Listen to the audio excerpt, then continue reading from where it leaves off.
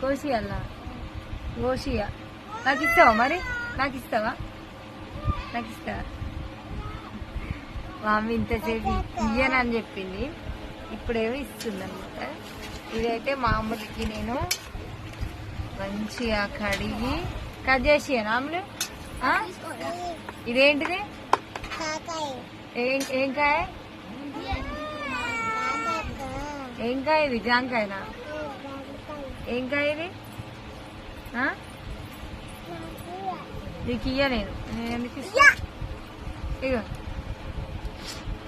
మా చిన్నమ్ములది ఇది.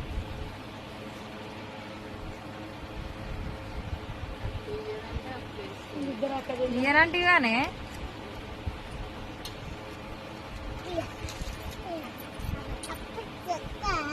చెక్క